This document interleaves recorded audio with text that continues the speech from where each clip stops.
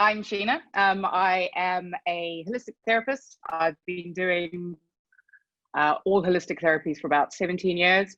I studied in South Africa, and I just feel it's a really complementary therapy and type of way to kind of really look after yourself.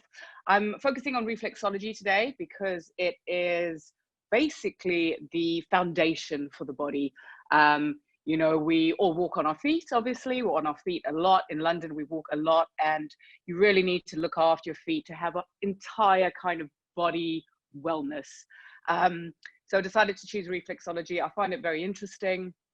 It is been around for quite a long time. So we'll get into that just now. So I'm just going to do a little bit more about where I work. I work for Body Tonic Clinic. We're a clinical practice, but we sort of focus on the entire body.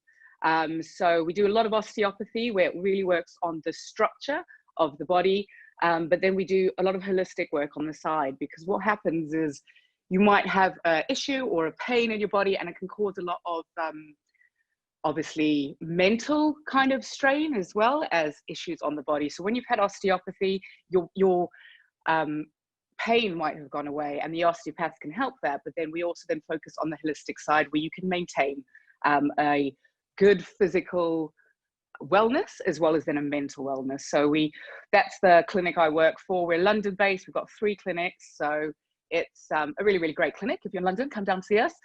With the whole lockdown situation, we've obviously had to close. We're reopening on Monday with osteopathy, so it's going to be quite exciting to be back in kind of the working world, and to be able to get out there and connect with people and touch people again.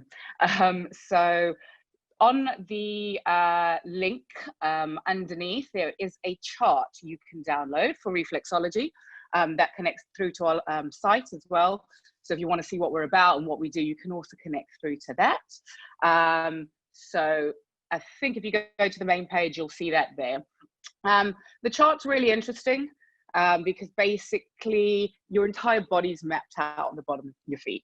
And that's what reflexology is based on, that your entire body is mapped on there, and we can massage reflex points on your feet, and that will create sort of a whole well-being in the body. So how it really works is you've got nerve endings, obviously, and they go down into your feet, and you can work on those pressure points. So working on the pressure points, what it does is it creates nerve synapses and nerve stimulation. So for example, on the chart, if you are on that, you can see there's areas for your lungs, there's areas for your shoulders, there's areas for your spine, there's lots of various areas. So if we look at the chart, number 39 is your shoulder or your arm. So if you were working on that area, the nerve synapses would stimulate, and you could actually get the circulation going in on the shoulder area. It's not been scientifically proven. There is no scientific evidence behind reflexology. So we have to be very, very clear that you can't use reflexology for any kind of medical purpose. We cannot diagnose any issues, but you can definitely feel things in the feet. There's definite crystallization in the feet. There'll be muscle tension in the feet. So you can definitely feel if something's not right and not aligned correctly. So the nerve is the most scientific kind of benefit or link through that. Also, there in the Eastern societies where reflexology is commonly practiced and actually originated from, there's also the belief that it'll help your energy flow. So you've got energy in your body called chi, and it flows through 10 meridians in your body. So in the Eastern practice, they believe that massaging the feet and doing this, you will actually also help with your chi, your overall well-being, and your energy. So not everyone believes in that side of it as well, but I think it's good to have an open mind to all of these aspects that reflexology can help with. Reflexology has been around for a long time. It was first recorded being practiced in 2330 BC in China and Egypt. There are images which you can find online where there are people massaging feet, massaging the hands, and believing that that has stimulated well-being and health. In Western society, it was kind of practiced around the 16th century, but it got a real revival and rediscovered in 1917 by William Fitzgerald. And he wrote quite a few books on it and did quite a few studies on it. And so from there, it really, in the Western society, got a lot more traction, and a lot more people were paying attention to it and it being a health benefit. And then from there, it's just sort of grown. There's been a lot of studies, very small studies, unfortunately, not large amounts of people, between 80 and 100 generally, for pain, for cancer, for reproduction. And out of the studies, what they've actually discovered is probably 80 to 90% every single time the people benefited from it, and they noted that they felt overall much better. Their pain was less. There's a lot of studies that have been linked to it being lowering blood pressure and sort of just keeping you chilled. So I think any holistic therapy, any massage is just really a good place for you to be looking after yourself, and to, a good overall well-being. With lockdown and with the circumstances we're in at the moment, obviously we're not really allowed to practice that at the moment. We'll be going back to a new normal where we have to be very, very health and safety conscious. But it'll be exciting to go back, because what I've missed incredibly as a practitioner is not being able to connect with people and not being able to do treatments for people and having that, that one-on-one time and making sure people are feeling looked after and loved. So that's what I also really enjoy about my job. So I'm going to do a little bit of a demo now. I have a lovely assistant next to me who has offered up the foot that I prepared earlier. So hopefully we can see that foot there. So what I've done is, hopefully you can all see it, I've drawn some little squiggles on his foot, basically, because I was going to focus on certain areas that I think would be really, really good if you've got someone who can massage your foot, or if you can do it yourself, that's great. But in lockdown, I think everyone has been feeling a little bit emotionally sensitive. It's been a weird time for everyone, and I think people have maybe struggled a little bit, but also just anxious. So the first point I'm going to talk about is this point right in the middle here. There's a dot there. It's called your solar plexus.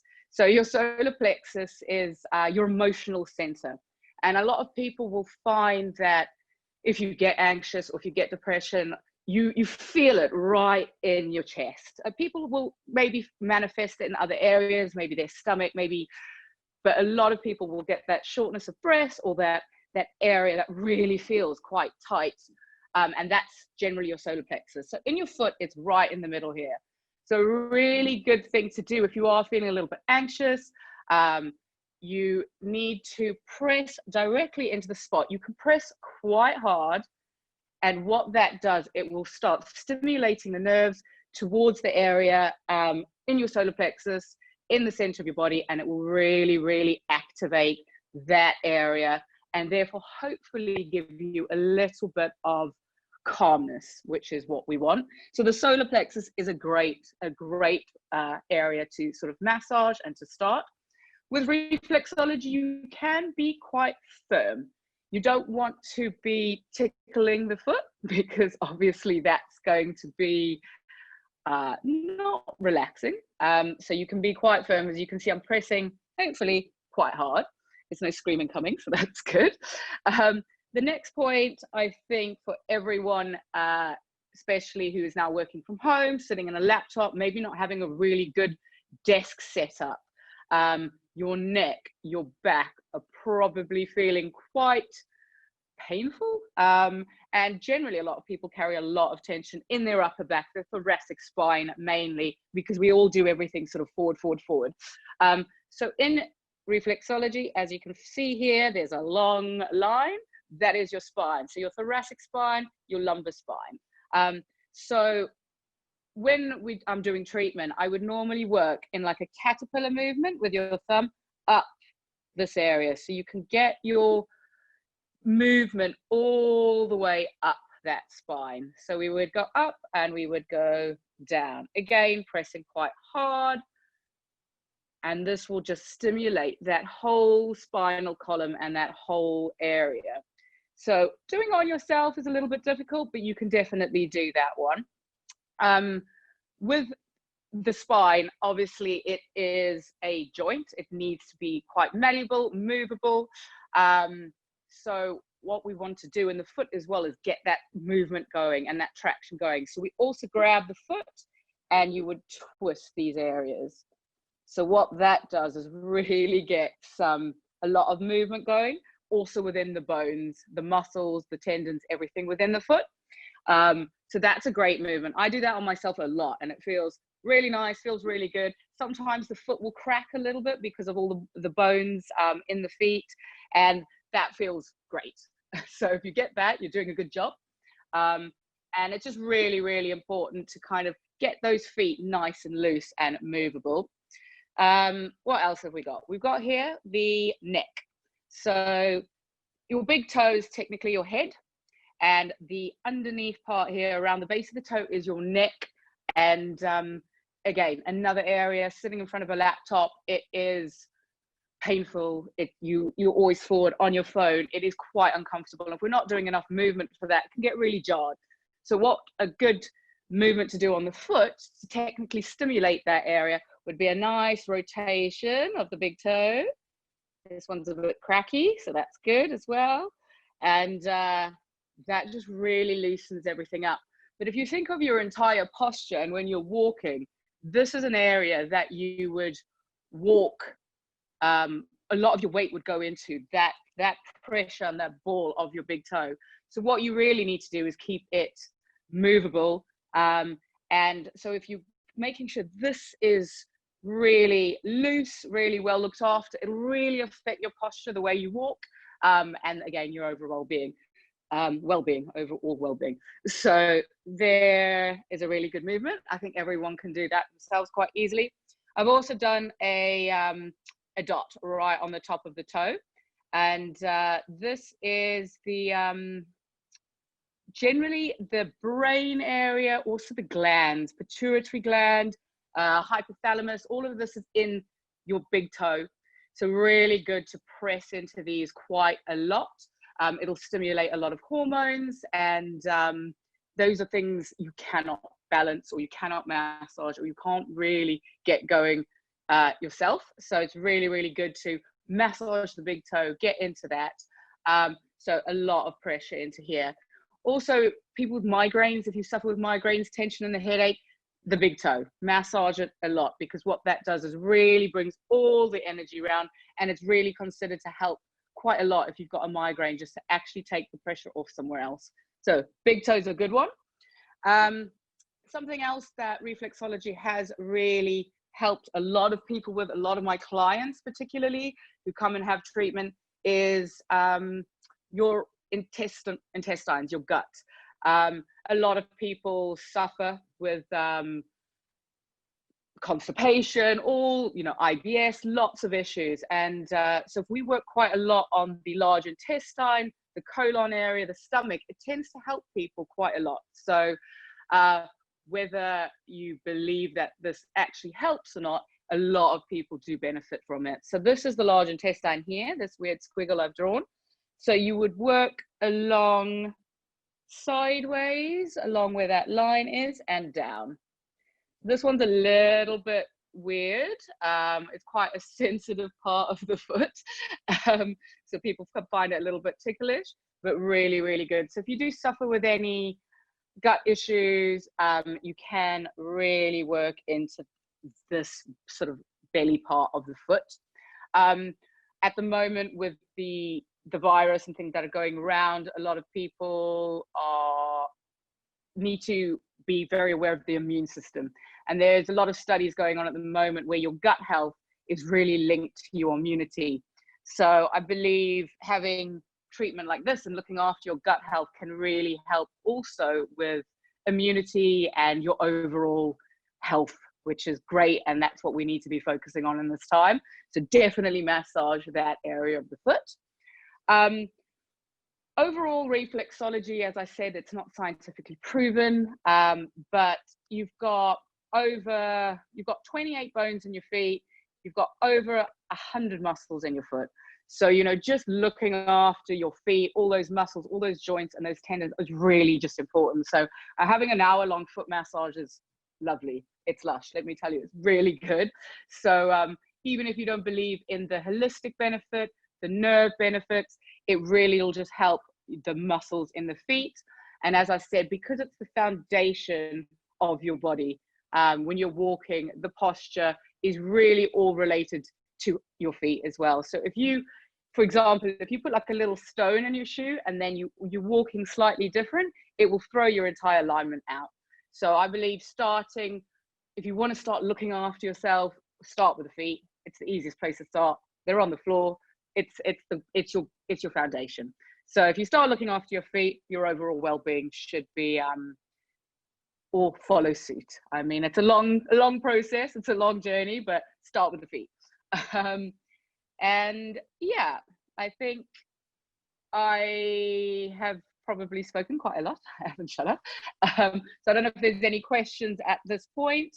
I can talk a lot more about the studies. I can talk about reproduction as well.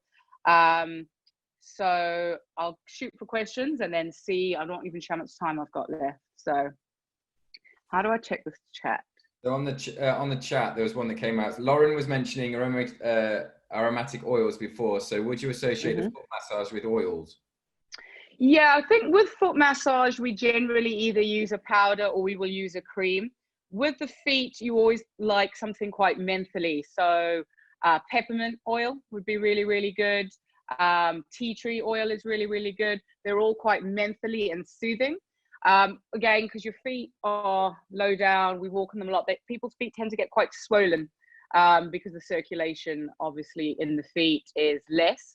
So the menthol, the peppermint, the rosemary is another good one, and tea tree will really stimulate the feet and therefore help the circulation. So that's a great one. If you have got sort of swollen feet from overwalking or hormonal imbalance, you can use peppermint, a couple of drops in a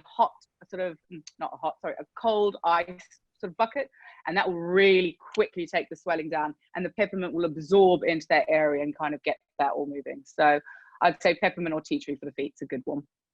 Round of applause to everybody. Vulnerability is a muscle. The more you use it, the more you practice it, the easier it becomes.